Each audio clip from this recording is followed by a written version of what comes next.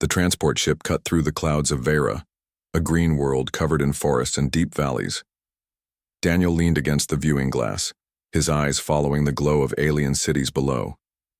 It was not his first time traveling beyond Earth, but it was the first time he had stepped onto a planet where humans lived side by side, with a proud warrior species, known as the Serath.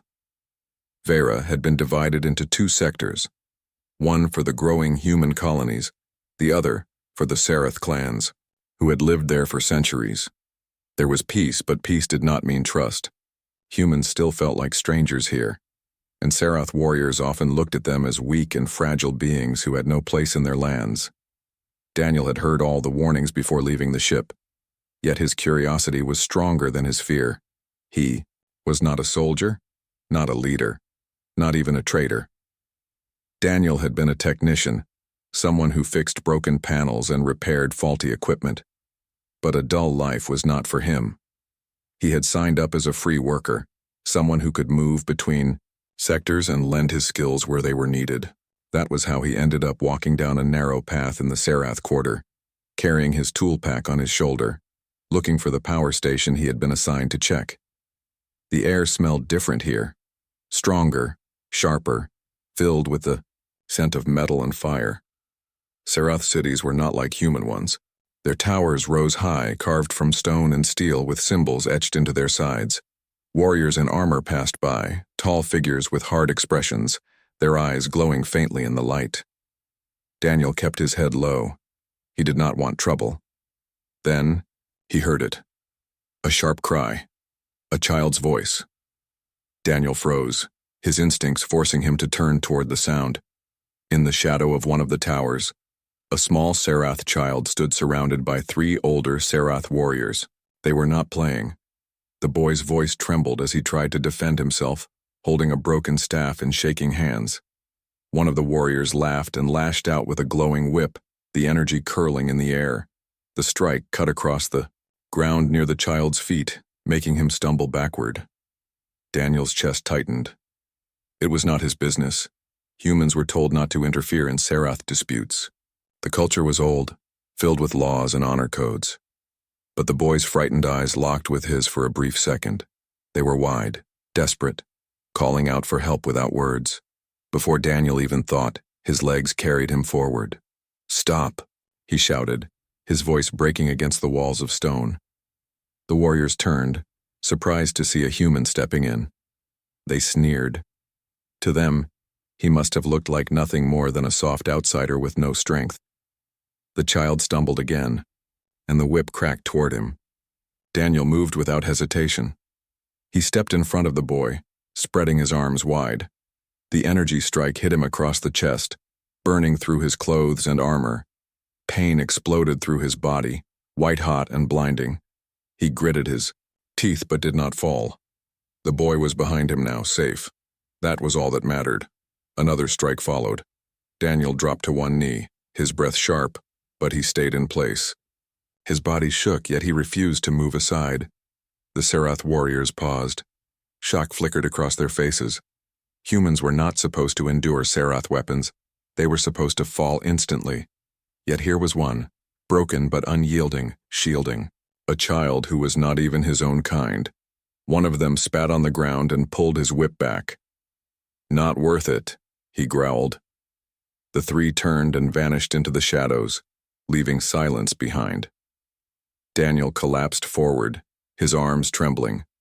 The pain was still burning across his chest, but he forced himself to turn, checking on the child. "Are you hurt?" he asked, his voice hoarse.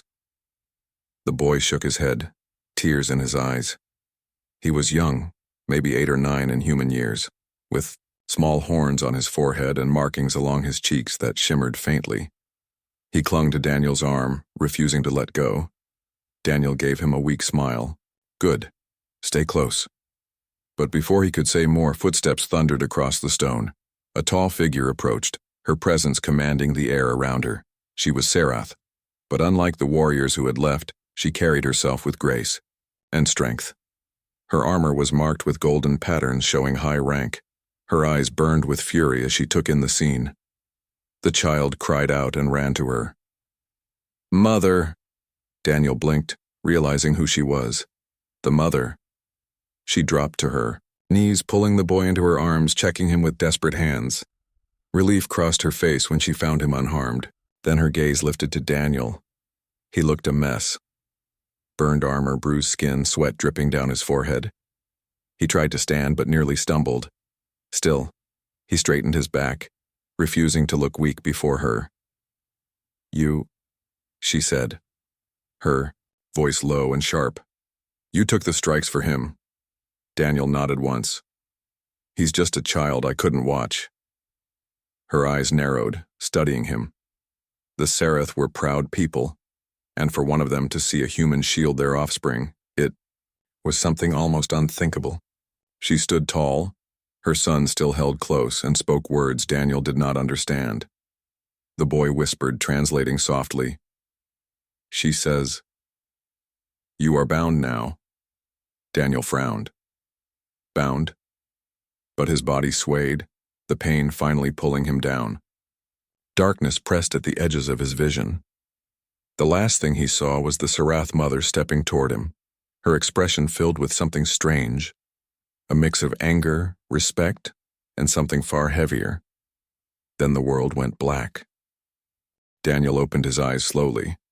For a moment he thought he was back on the transport ship, drifting in the cold dark of space. But the air here was warmer, filled with the smell of burning herbs. Soft light glowed from stone lanterns, and tall, walls shaped like curved wings surrounded him. He realized he was lying on a wide bed covered with blankets that were heavier than anything he had known on Earth. Strange markings pulsed faintly on the fabric like tiny living patterns.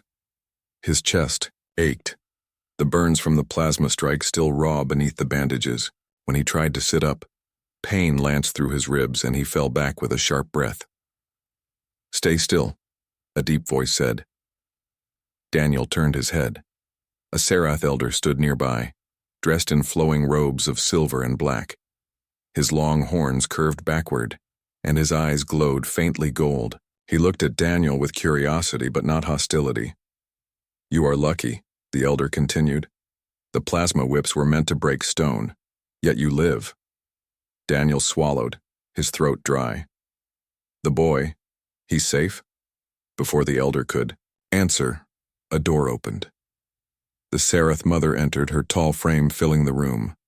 She carried herself like a warrior, each step steady and sure, her armor still faintly scorched from earlier. Her son walked beside her, holding her hand. His wide eyes fixed on Daniel, the elder bowed slightly and stepped back. She did not bow. Instead, she came forward, her gaze sharp as blades. Daniel forced himself upright, ignoring the pain. "Your child. He's all right. That's what matters." The boy broke free from her hand and ran to Daniel's side. He climbed onto the bed and pressed close, gripping Daniel's arm. Daniel froze, surprised by the boy's sudden trust. The Seraph mother watched silently. Finally, she spoke. "You do not know what you have done, human." Daniel blinked. I couldn't let them hurt him." "In our law," she said, her voice firm, "a life given for a child is no small act. By standing in the strikes, you placed yourself between blood and death. That cannot be forgotten." The elder nodded in agreement. "He is bound, Lady Lyra, the right is old. He belongs to your house now." Daniel stiffened. "Belongs? Wait, what does that mean?" The boy looked up at him, still clinging tightly. "It means you are ours," he whispered in broken human tongue. Lyra crossed her arms. "You are Daniel, yes? That is the name I was told." "Yes," he said slowly. "Then hear this, Daniel. From this moment, by Seraph law, you are part of my household. My son's protector. My claim." Daniel's heart pounded. He had signed up for work, not to become part of an alien family. "I didn't agree to—" "You did when you stood there," she interrupted. Her tone was not cruel, only final. "You bled for my child. That act speaks louder than any word. Among my people, such a bond is sacred. It cannot be broken." Daniel looked from her to the boy. The child's small hands held his with a grip full of trust. a trust Daniel had not asked for but could not easily refuse. The elder left quietly, leaving the three alone. Silence hung in the air, heavy but not hostile. Daniel finally sighed. I don't understand your customs, but I understand this. I protected him because it was the right thing to do. Nothing more. Lyra studied him, her eyes sharp yet thoughtful. Perhaps, but the council will see it differently. They will not welcome a human tied to a Sereth bloodline. There will be challenges. Challenges? Daniel asked. Her gaze hardened. Tests, demands. They will not allow weakness beside us. If you stay under my roof, you will need to prove yourself again and again. Daniel leaned back against the pillows, wincing. He had not planned for this, but a strange determination began to stir inside him. He had lived all his life drifting from place to place, never truly belonging anywhere. Now, here on this alien world, a child held his hand like he was something unshakable. For the first time in years, Daniel wondered if fate had chosen something for him. The boy smiled faintly. Protector, he whispered. Daniel squeezed his small hand gently. What's your name? The boy tilted his head. Kalen. Kalen. Daniel repeated softly. I'll remember that. Lyra stood tall, watching them. She saw how her son leaned into this human, how quickly trust had been built. Her people were proud, but even pride could not erase what she was seeing. A bond formed not by words, but by sacrifice. You will rest tonight, she said finally. Tomorrow we speak with the council. They must hear of this.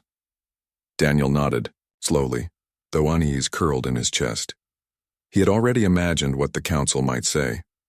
The next morning, Daniel was helped to his feet. His body still ached, but he walked with Kalen beside him. Lyra led the way, her tall figure like a shield. They entered the council hall, a vast chamber carved from black stone, lit by glowing crystals. Rows of Sereth elders sat in curved thrones, their eyes sharp as they studied the human. Whispers filled the room. A human? He survived the whips? Impossible. Daniel felt the weight of their stares. He wanted to shrink back, but Kalen clung to his hand, and that gave him strength. Lyra stepped forward and bowed her head briefly. Honored council, this human shielded my son with his own body. By our oldest law, he is bound to my house. The Koi, council leader, an elder with silver horns and a voice like thunder, frowned. Lyra, you cannot mean this. A human is no Serath. Their bodies are fragile. Their spirits are untested. How can one of them stand as protector to your bloodline? Lyra's voice was steady. He stood. He endured. He did not yield, even as the plasma tore into him. Tell me, which among you would do the same for a stranger's child? The hall grew quiet. The leader's eyes narrowed. Even so, the law does not bind us to accept weakness. If he is to remain under your roof, he must prove himself. He must face the trial of loyalty. Daniel's heart sank. Trial? The leader's gaze pinned him. If you are truly protector, you will face what we set before you. Fail, and you will be cast out. Perhaps worse. Daniel looked at Lyra. For the first time, her eyes softened, though only slightly. She leaned toward him. Do not fear. I will prepare you. But know this. Once you walk this path, there is no turning back. Daniel's chest rose and fell. He thought of Kalen's frightened eyes when he first saw him, of the trust in his small hands. He thought of the burning pain of the whips and how he had not moved. Finally, Daniel nodded. Then I'll face it. A murmur rippled through the hall. Some scoffed, others looked intrigued. The leader struck the stone with his staff. So be it. The trial will be in 3 days. Until then, he remains in your house, Lyra. Train him if you wish. But remember, his blood will speak louder than your words. Daniel swallowed hard. 3 days. 3 days to prove he was not just a fragile outsider. As they left the hall, Kalen tugged his sleeve and whispered with a smile, Protector. Daniel managed a tired grin. Let's hope I can live up to that, kid. Lyra walked beside them, silent, her mind deep in thought. She had claimed him before the council, and now their fates were bound together. What she had not expected was how strongly her son clung to this human already, and how, despite her pride, a part of her wanted to see if Daniel could truly stand among them. The sun of Vera burned bright over the Serath city, its light reflecting off towers carved from black stone and metal. Daniel stood in the courtyard of Lyra's household, sweat dripping down his forehead. His chest still ached from the plasma strikes, but he pushed the pain aside. The council had given him 3 days to prepare for the trial of loyalty, 3 days to prove himself worthy of protecting Kaelin, worthy of belonging to Lyra's house. He had never felt more out of place. The Serath were taller, broader, and trained from childhood in strength and endurance. Daniel was only human, his body smaller, his muscles ordinary, his experience limited to tools and machines. Yet Lyra had claimed him, and the child looked at him with unwavering trust. He could not let that trust break. Lyra approached, her armor gleaming faintly.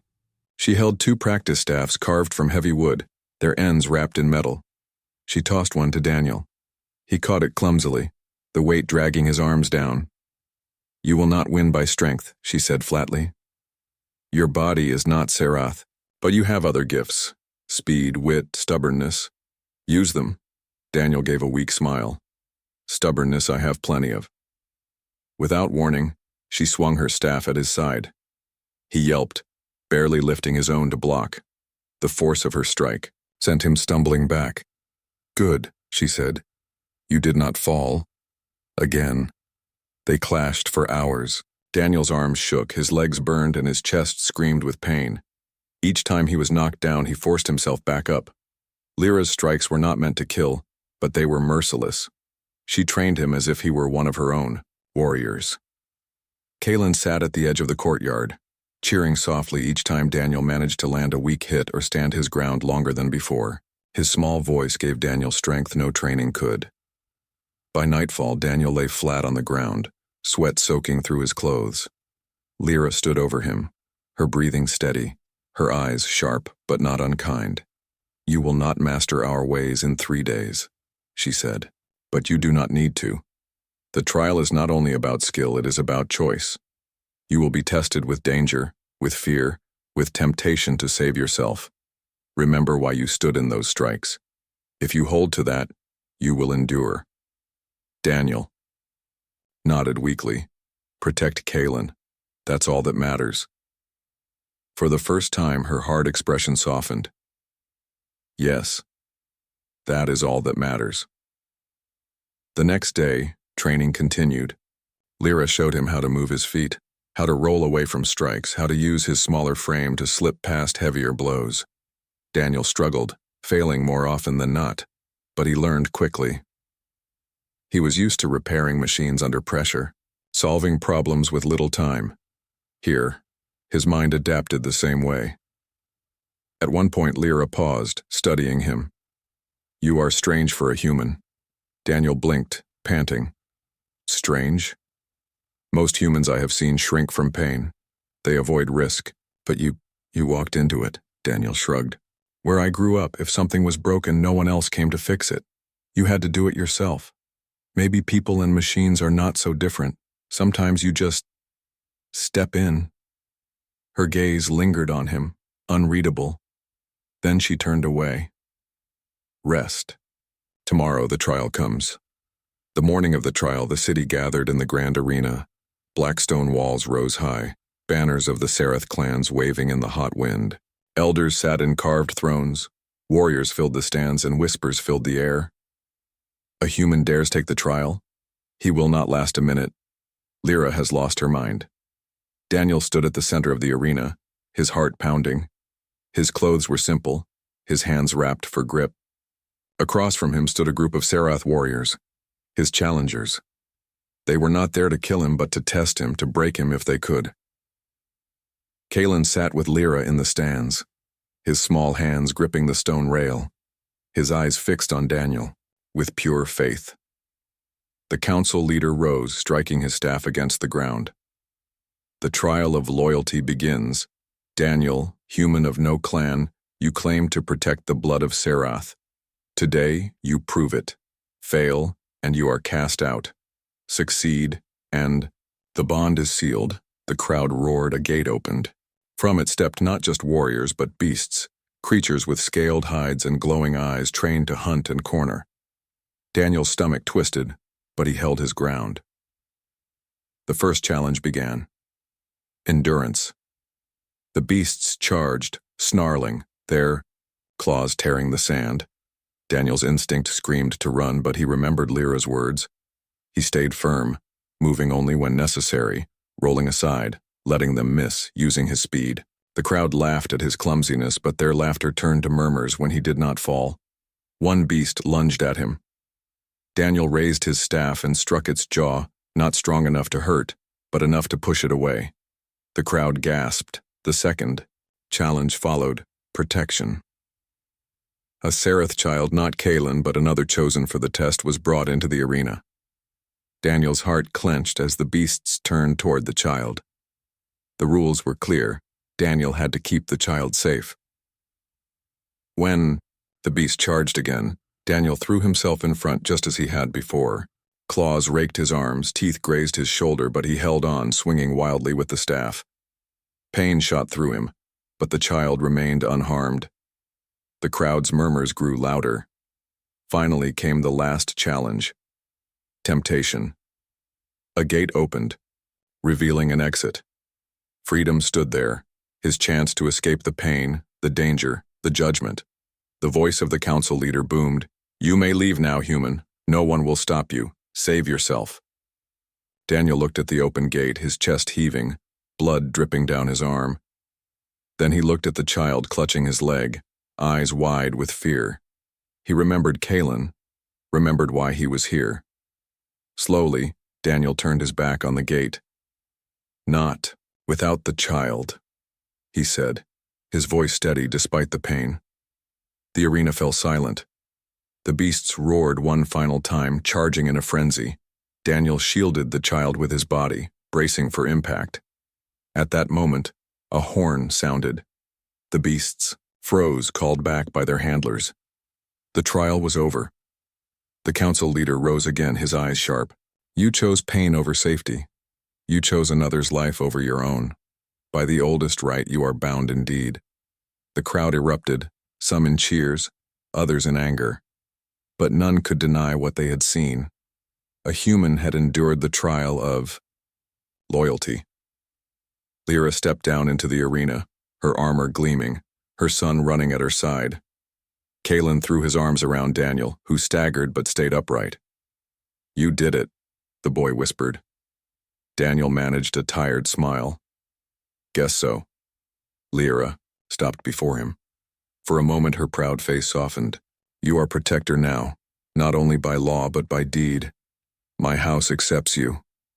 Daniel's heart raced, not with fear but with something deeper.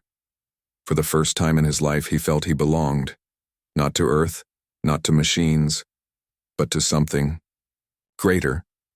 And as the crowd roared, some in protest and some in awe, Daniel realized this was only the beginning. The trial of loyalty had ended, but the echoes of that day rippled through the Serath city like waves striking stone. Some hailed Daniel as a symbol of courage, proof that even a human could stand in the fire of Serath honor. Others muttered, with anger, calling him an intruder who had twisted their sacred right for his own gain. Daniel himself felt none of that glory. His body still ached from the wounds of the beasts, his arms bruised and his ribs sore. Yet when he saw Kaelin smiling at him, clinging to his side like a shadow, he knew the pain was worth it. For the first time since arriving on Vera, he felt tied to something greater than himself. But not everyone wanted peace. One evening, as the twin moons rose over the city, Lyra stood on the balcony of her home. Her armor was set aside, replaced by dark robes, though she still looked every inch the warrior she was. Daniel approached quietly, his footsteps uneven from the healing wounds. "You stood against the council," he said softly, "but you knew they would test me. Why?" Her gaze stayed on the city lights below. Because I needed to know if you were only chance or truth. Many humans would have run. You did not. Daniel exhaled, resting his hands on the railing. I wasn't sure I'd survive. Survival is not the measure of honor, she replied. Then her voice lowered. But your survival has unsettled many. Some whisper that my choice dishonors our bloodline. They will not strike openly in the council hall. No, they will strike where it hurts most. Daniel frowned. Kaelin. She turned at last, her golden eyes hard. Yes, my son. The warning came true sooner than expected. 2 nights later, Kaelin vanished. Daniel woke to the sound of shouts in the courtyard. He stumbled out of his room, finding Serath guards searching frantically. The child's bed was empty, the door broken from within, signs of struggle, burned marks, shattered pottery, scattered the floor. Lyra stood in the center, her fists clenched tight. Her voice cut through the air like steel. Rival clan, the House of Vorak, they want to shame me, weaken me before the council. They have taken Kaelin. Daniel's heart hammered. The image of Kaelin's small smile filled. His mind and fury rose in his chest. Then let's go get him back. Some of the guards looked at him with doubt. One muttered, a human cannot face the Vorak.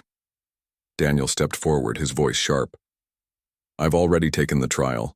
I didn't do it to sit quietly. If Kaelin's life is at risk, I'm going. Lyra studied him, torn between pride and concern. Then she nodded once. Very well, but understand this. The Vorak are not fools. They will expect me. They will not expect you. That night, they moved swiftly. A small band of loyal warriors followed, cloaked in dark armor. There, stepped silent on the stone paths. Daniel walked among them, gripping a staff Lyra had given him. It was heavier than he liked, but it was steady in his hands. They left the city walls, traveling into the canyons beyond. Jagged cliffs loomed overhead, glowing faintly in the moonlight. The Vorak stronghold lay within those cliffs, hidden by shadows and guarded by warriors who cared nothing for honor. Lyra gave quiet signals, and the group moved like shadows. Daniel struggled to match their silence, but his determination kept him in step. When they reached the gates, 2 guards blocked the way. Lyra raised her hand, ready to strike, but Daniel stopped her. Let me. Before she could argue, he picked up a small rock and tossed it into the distance. The guards turned, curious. Daniel slipped behind them, quick and quiet, and struck the back of one's knees with his staff. The guard collapsed with a grunt, and Lyra finished the second with a swift blow to the head. The warriors looked at Daniel with surprise. He only shrugged. Sometimes you don't need strength, just distraction. For the first time, one of them smiled. Inside the stronghold, torches burned against stone walls. Voices echoed in the halls, the Vorak boasting of their capture. Daniel's stomach tightened as he heard Kaelin's name spoken among their cruel laughter. They moved deeper, until they found him. Kaelin was bound near the center chamber, guarded by 3 warriors.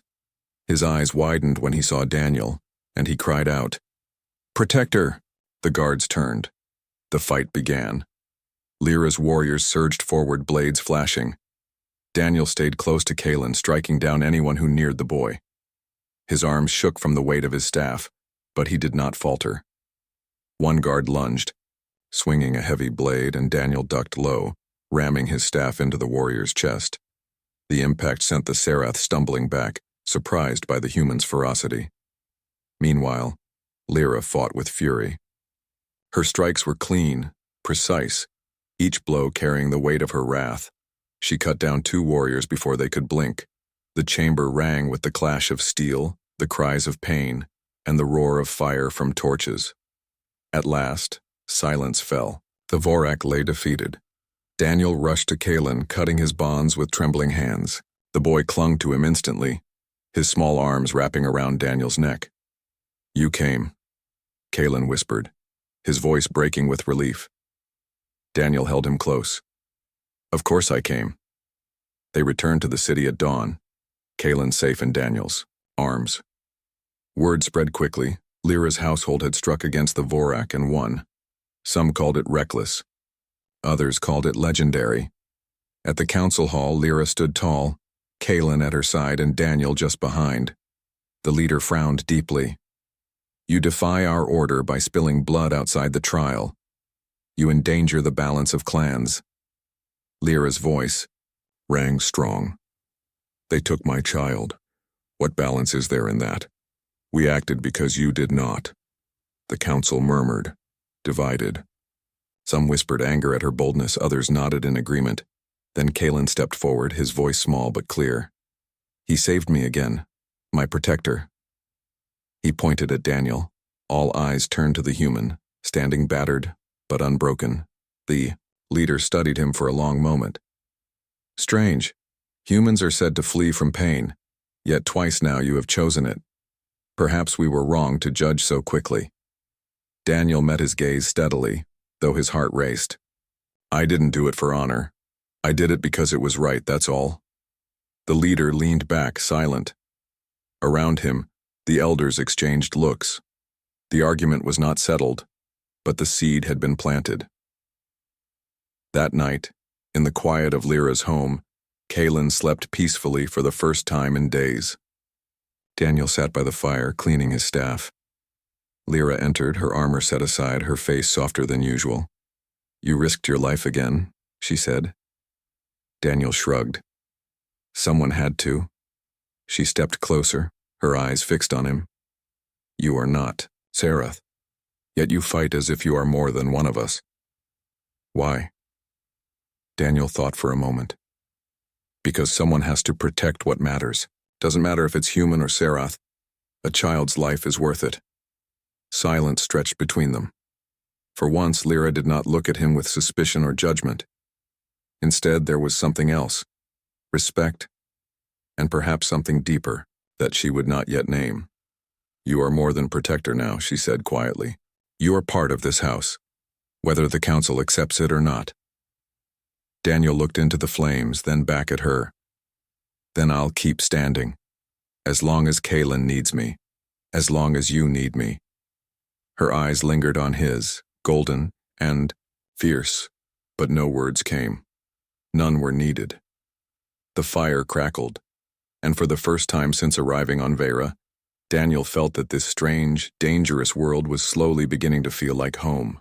The city of the Sarath was never silent, but tonight its halls seemed to hold their breath.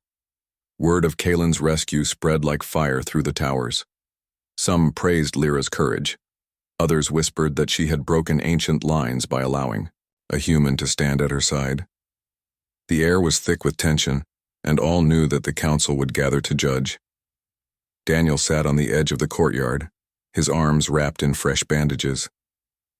The fight against the Vorak had left him bruised, yet his spirit was steady. Kalen sat close beside him, playing with a small carved figure made of wood.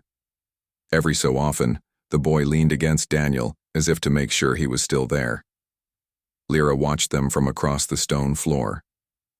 The sight of her son safe should have brought her relief, but she knew the battle was not over. The true war was not with blades or beasts. It was with the voices of the council. At dawn, horns sounded from the high tower. The judgment was called. The council hall was filled with warriors, elders, and citizens. The great crystal fires burned along the walls, casting tall shadows across the chamber. At the center, Daniel stood with Kalen and Lyra.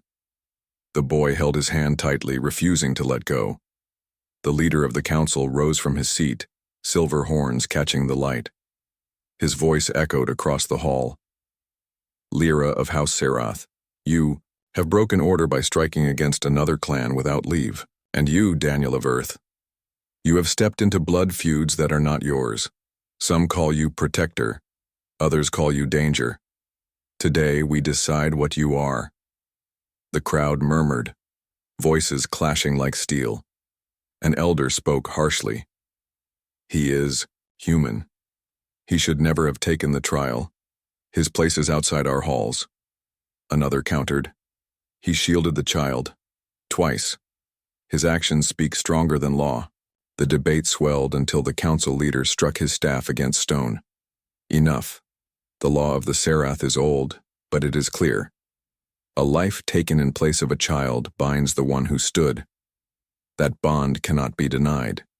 Yet the council may decide how strong such a bond shall be. All eyes turned to Daniel.